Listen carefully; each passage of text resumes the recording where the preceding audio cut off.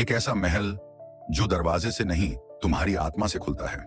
एक समय की बात है, राजस्थान की तपती दोपहर में एक पुरानी जीप धूल उड़ाती हुई रेगिस्तान के भीतर बढ़ती जा रही थी। चारों तरफ सुनसान रेत के टीले और ऊपर जलता सूरज। किसी को अंदाजा नहीं था कि इन बेजान रेतों के बीच एक जिंदा डर छिपा है। जीप में बैठे थे 5 लोग, मुंबई से आए फिल्म क्रू के सदस्य। अनन्या, टीम की निर्देशक, सामने देख रही थी, आंखों पर काले चश्मे, चेहरा शांत लेकिन माथे पर हल्की रेखाएं, जैसे भीतर कुछ सुलग रहा हो। साथ में था राघव, कैमरामैन। उसके हाथ में डीएसएलआर नहीं बल्कि एक पुराना कैमरा था। वो इन महलों को फिल्म नहीं महसूस करना चाहता था। तन्वी, प्रमुख अभिनेत्री, बार बार अपना मेकअप देख रही थी, लेकिन बार बार शीशे में अपनी ही परछाई देखकर चौंक जाती। आर्यन, स्क्रिप्ट राइटर, चुपचाप नोटबुक में कुछ लिख रहा था, और इमरान, लोकल गाइड, सबसे आगे बैठा था। उम्र करीब 30, चेहरे पर दाढ़ी और आंखें, जैसे वो कुछ छुपा रहा हो। बस 5 मिनट और, इमरान बोला। रूपगढ़ महल अब पास है, लेकिन एक बात कहूं साहब? उसकी आवाज में अचानक कुछ गंभीरता आ गई। क्या? अनन्या ने सिर घुमाकर पूछा। महल में अंदर जाने से पहले कुछ भी हो, पीछे मत देखना। तन्वी हंस पड़ी। ओह, कितना क्लिशे डायलॉग है, पीछे मत देखना। सीरियसली? इमरान हंसा नहीं, वो चुपचाप जीप से उतर गया। महल दिखा, आधा टूटा लेकिन अब भी विशाल। ऊंची ऊंची दीवारें जिन पर समय की दरारें थीं। दरवाजे के ऊपर अरबी में कुछ उकेरा हुआ था जो आधा मिट चुका था। इमरान ने एक बटन जैसा पत्थर दबाया। दरवाजा धूल के गुब्बार के साथ धीरे धीरे खुला। खड़ब खड़ब, जैसे किसी ने सदियों से इसे छुआ ना हो। भीतर से एक ठंडी हवा का झोंका आया, जबकि बाहर लू चल रही थी। ये एसी चल रहा है अंदर? राघव ने मजाक किया। नहीं, इमरान बोला, ये महल सांस लेता है। महल के भीतर घुसते ही अजीब सी गंध आई, कुछ पुराना, कुछ जला हुआ। दीवारों पर चीलों की आकृतियां थीं और फर्श पर धूल भरी दरारों में सफेद चूना बिखरा था, जैसे किसी ने सीमाएं खींची हों। ये चूना किस लिए? आर्यन ने पूछा। इमरान रुक गया। उसने पीछे देखे बिना कहा, जिसे अंदर नहीं आना चाहिए उसके लिए। टीम ने कैमरे सेट किए। सबने अपने अपने कोने पकड़ लिए। राघव ने पहली बार कैमरा ऑन किया। स्क्रीन पर महल का दृश्य आया, फिर एक सेकंड के लिए झिलमिलाया और अचानक एक परछाई गुजर गई। क्या था ये? राघव चौंका। कोई खिड़की पर धूप का खेल होगा, अनन्या बोली, पर उसके माथे की रेखाएं गहरी हो गईं। रात हुई, सब एक हॉल में जमा थे। कैमरे अब भी ऑन थे और माइक्स भी। तभी छपाक, किसी चीज ने महल के पुराने फव्वारे में छलांग मारी। सब भागकर पहुंचे, लेकिन पानी सूखा था। फिर एक आवाज आई, बहुत हल्की, बहुत पास से। तुम लोग लौट क्यों आए? सबने एक दूसरे को देखा। इमरान ने सिर झुकाया। अब ये खेल शुरू हो गया है। रात धीरे धीरे रेगिस्तान पर उतर रही थी। महल के भीतर हल्की सी ठंडक थी, जो बाहर की तपती लू से बिल्कुल उलट लगती थी। रूहगढ़ महल की दीवारें जैसे सांस ले रही थीं, एक लंबी धीमी सांस जो हर कोने में हल्का कंपन पैदा कर रही थी। टीम के सदस्य अपने अपने कमरों में जा चुके थे। अनन्या महल की ऊपरी मंजिल पर बनी एक खुली छत के पास बैठी थी। उसके सामने एक पुरानी लकड़ी की मेज थी और उस पर उसकी डायरी खुली पड़ी थी। दिन 1। महल रहस्यमय है पर खूबसूरत। परछाई जो राघव ने कैमरे में देखी थी, मैं मानती नहीं कि वो कुछ अलौकिक था, लेकिन मेरे भीतर हल्का सा डर है, जैसे ये जगह मुझे पहचानती है। पन्ना पलटा, कलम रुकी, हवा में कोई सरसराहट थी। नीचे तन्वी अपने कमरे में आईने के सामने खड़ी थी। वही परछाई, फिर वही चेहरा, लेकिन इस बार वो मुस्कुरा रहा था। वो डर गई, पीछे मुड़ी, वहां कोई नहीं था। ओके तन्वी, रिलैक्स, ये सब तेरे दिमाग का खेल है, उसने खुद से कहा और कमरे की बत्ती बुझा दी। पर जैसे ही लाइट गई, फोन की स्क्रीन अपने आप ऑन हो गई। रिकॉर्डिंग शुरू हो गई थी और स्क्रीन पर दिखा एक महिला सफेद साड़ी में कोने में खड़ी गा रही थी। धीमे धीमे, सो जा मेरा लाल, ना बोल ना देख, तन्वी चिल्लाई, पर उसके गले से आवाज नहीं निकली। दूसरी ओर आर्यन महल की पुरानी लाइब्रेरी में था। दीवार की अलमारी हिलती दिखाई दी। उसने हाथ बढ़ाया तो एक पुरानी किताब नीचे गिर पड़ी। काले कवर वाली किताब, धूल से भरी। उसने पहला पन्ना खोला और देखा, उर्दू में एक शेर लिखा था, कोड की तरह, पीछे जो देखे वो खुद को खो दे, आगे जो बढ़े वो रास्ता खो दे।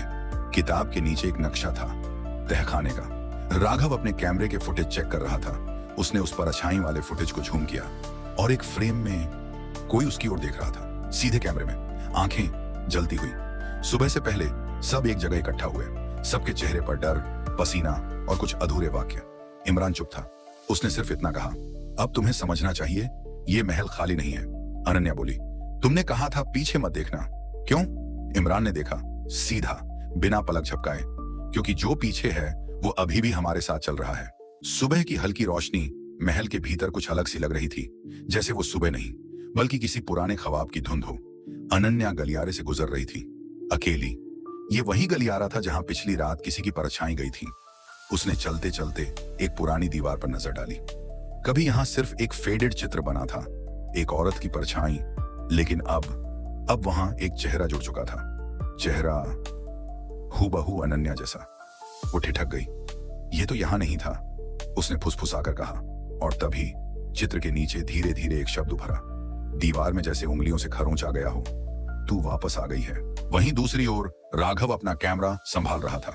वो हर घंटे का टाइम लैप्स रिकॉर्ड कर रहा था ताकि महल की मूड लाइटिंग का इस्तेमाल सिनेमैटिक तरीके से किया जा सके। उसने लैपटॉप पर फुटेज चलाया। पहला घंटा सामान्य, दूसरा थोड़ा हल्का झिलमिलाहट, तीसरा दीवार की सतह में कुछ हलचल जैसे किसी ने अंदर से खुरच कर लिखा हो, और चौथे घंटे के वीडियो में दीवार पर कुछ साफ लिखा था जो असल में वहां नहीं था। जिसने मेरा नाम लिखा वो अब मेरा नाम है। राघव का गला सूख गया। उसने फौरन अनन्या को बुलाया। अनन्या वहां पहुंची तो दीवार बिल्कुल साफ थी, जैसे कुछ हुआ ही ना हो। क्या मजाक कर रहे हो? उसने कहा। राघव ने स्क्रीन की ओर इशारा किया। यह लाइव कैमरा नहीं है अनन्या, ये रिकॉर्ड किया गया है। किसी ने इस दीवार को बदला है हमारे सामने। अनन्या ने देखा कैमरे में खुद का चेहरा दीवार पर उभरते हुए। मुझे ये मजाक नहीं लग रहा, वो बुदबुदाई। रात को जब सब अपने अपने कमरों में लौटे, अनन्या देर तक छत की ओर देखती रही। नींद नहीं आ रही थी, और जब आई तो वो सपने जैसी नहीं थी, वो बहुत वास्तविक थी। महल का वही गलियारा था, लेकिन स्वर्ण नक्काशी से भरा हुआ। दीवारें लाल मखमल से ढकी थी। वो स्वयं वहां खड़ी थी, पर साड़ी में, गहनों में और सिर पर ताज। उसके सामने झुका था एक आदमी, या शायद कोई और चीज।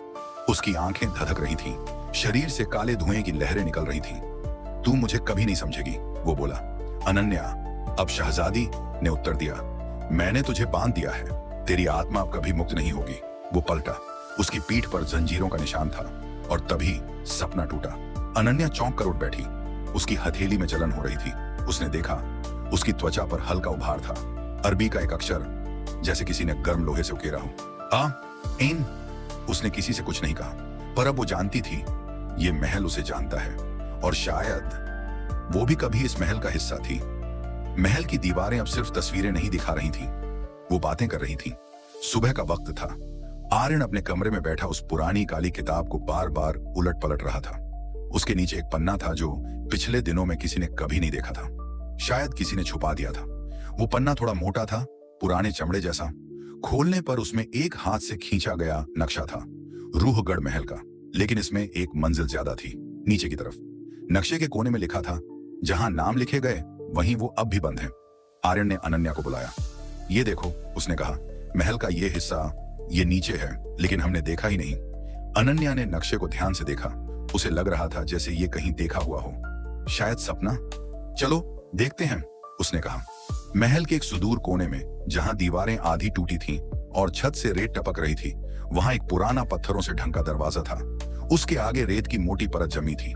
इमरान पीछे से आया। इस दरवाजे के बारे में कोई बात नहीं करता, उसने धीमे से कहा। तू जानता है क्या है इसके पीछे? राघव ने पूछा।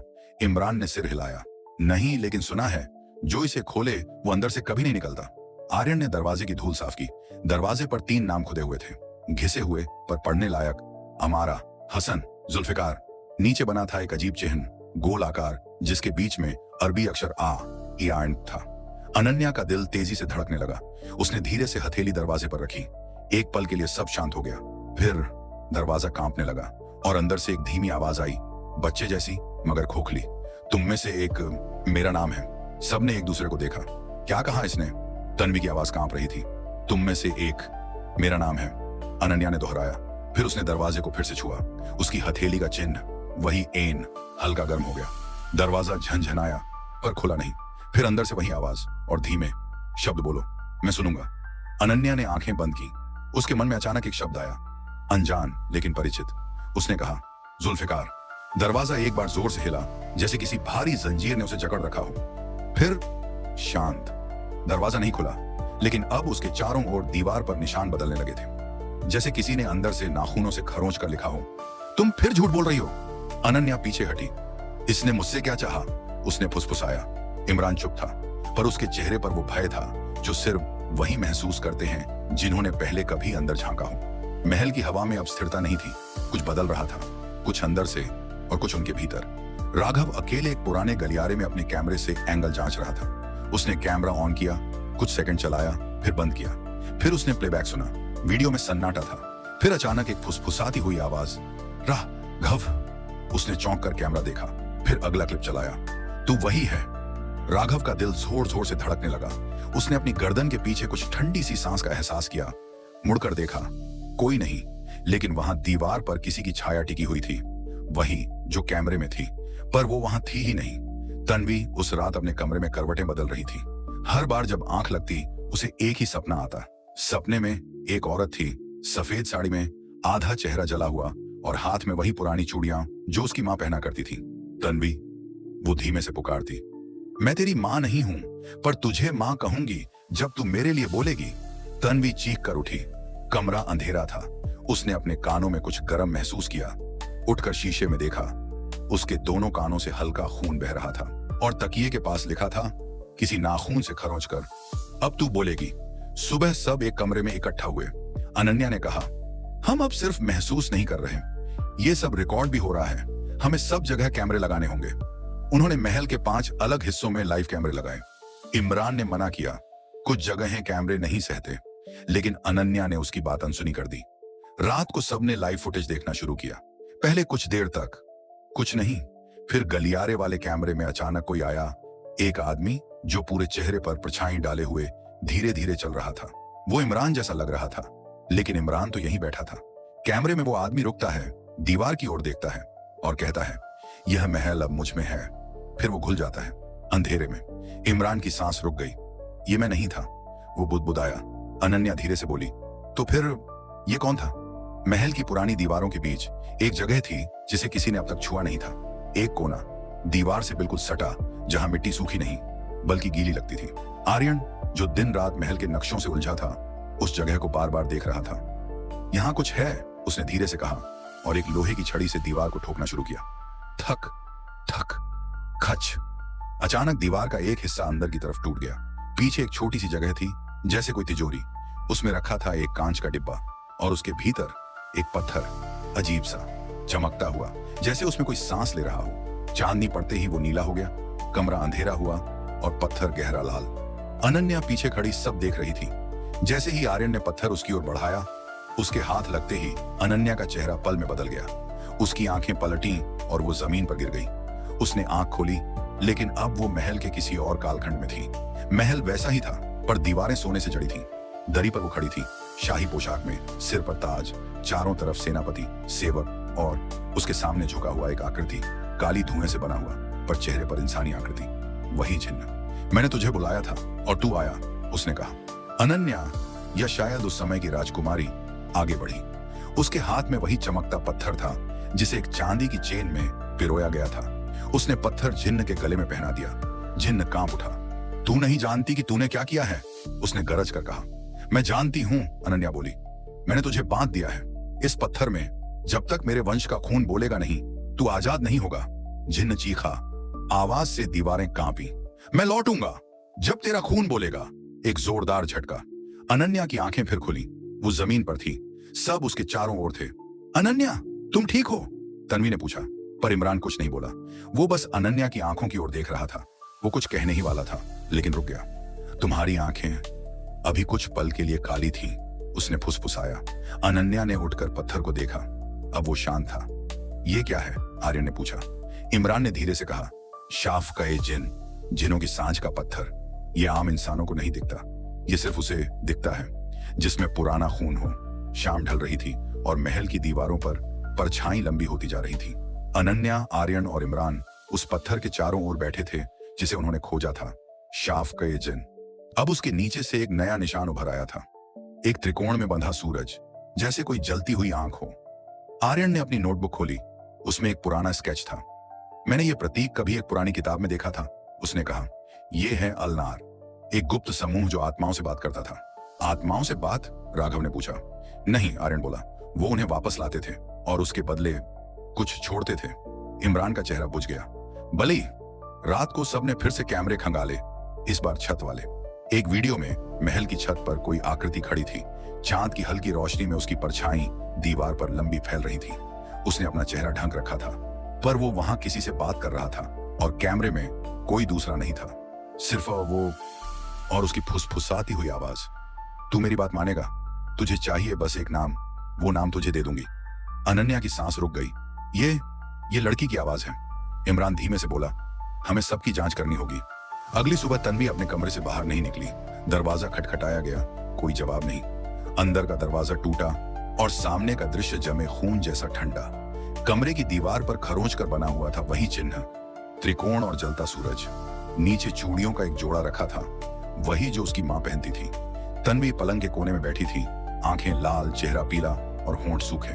अनन्या ने धीरे से पूछा, तूने क्या किया तन्वी? तन्वी की आंखों में आंसू भर आए। मुझे बस मेरी मां चाहिए थी, उसने फुसफुसाया। वो कहता है वो उसे वापस ला सकता है। मैंने सिर्फ दरवाजा खोला, बस उतना ही। किसके लिए? अनन्या चीख उठी। जिन्न के लिए। मैं अलनार की बेटी हूं, तन्वी ने रोते हुए कहा। मुझे सिर्फ एक वादा चाहिए था, मेरी मां वापस। अनन्या चुप रही। कमरे की हवा ठंडी हो गई थी और बाहर गलियारे में कोई धीरे धीरे सीढ़ियां चढ़ रहा था, अपने नाखून दीवार पर घसीटते हुए। रात अपने सबसे काले हिस्से में थी। महल की दीवारें अब सिर्फ चुप नहीं थीं, उनमें कंपन था, जैसे किसी ने उन्हें भीतर से धकेलना शुरू कर दिया हो। फिर अचानक सारी लाइटें चली गईं, हर कोना काले अंधकार में डूब गया। हवा एकदम भारी हो गई। दीवारों से टपकती नमी अब धुएं जैसी लग रही थी, लेकिन वो धुआं ऊपर नहीं जा रहा था, बल्कि नीचे आ रहा था, जैसे कुछ उतर रहा हो। राघव ने सबसे पहले नोटिस किया। आईना, उसने कहा। दीवार पर लगे पुराने शीशे में कोई छाया चल रही थी, एक लंबी धुंधली आकृति। वो सिर्फ आईनों में दिख रहा है, तन्वी ने कांपते हुए कहा। तभी सारे आईने एक साथ छिटक गए और फिर वो सामने आया। जिन्न, ऊंचा, धुएं से बना हुआ शरीर, आंखें जलती हुई जैसे अंदर लावा हो। उसका चेहरा इंसानी नहीं था, लेकिन पूरी तरह अपरिचित भी नहीं। उसकी छाती पर जंजीरों के टूटे हुए निशान थे। उसके पैरों के पास जमीन पर हल्की दरारें बनती जा रही थीं। मैं आया नहीं हूं, उसने धीमे भारी स्वर में कहा। तुमने बुलाया है। अनन्या पीछे हट गई। तन्वी का चेहरा सफेद पड़ गया। क्या चाहिए तुझे? आर्यन ने कांपती आवाज में पूछा। जिन्न थोड़ा झुका। मुझे चाहिए एक देह, वो जिसमें सवाल हैं और डर कम है। सब चुप थे। तभी राघव ने एक कदम आगे बढ़ाया। मुझे पहले से आवाजें आती हैं, उसने कहा। तू बाहर नहीं आया, तू मेरे अंदर आया था। जिन्न मुस्कुराया, एक भयावह लहरदार हंसी। तो आ, उसने कहा। राघव ने हाथ आगे बढ़ाया और जैसे ही उसकी उंगलियां जिन्न को छूती हैं, उसका शरीर कांपता है, फिर दरारें बनती हैं और धीरे धीरे वो राख बनता जाता है। चेहरा सबसे आखिर में टूटता है और उसकी आंखों में सिर्फ एक बात होती है, अब मैं वही हूं। जिन्न की आग राघव के शरीर में समा जाती है। शांत हो जाता है सब। फिर एक धीमा गूंजता स्वर, अब दरवाजा खुला है। महल की दीवारें बदलने लगती हैं। जो गलियारे पहले सीधे थे अब गोल हो रहे थे। सीढ़ियां ऊपर की बजाय नीचे जाती थी। दरवाजे बंद हो चुके थे। आर्यन भागता है, लेकिन सामने जो खिड़की थी, अब वहां एक नई दीवार है। अनन्या जमीन पर गिर जाती है और उसकी हथेली फिर जलती है। अब मैं भीतर हूं। महल अब एक भूल भुलैया बन चुका था। दीवारें रास्ते बदल रही थीं, खिड़कियां अब पत्थर बन चुकी थीं। हवा में हर पल कोई कान के पास आकर कुछ कहता, लेकिन पीछे कोई नहीं होता। अनन्या दौड़ते दौड़ते एक हॉल में आ पहुंची, वहीं जहां पहली बार उन्होंने शूट की तैयारी की थी।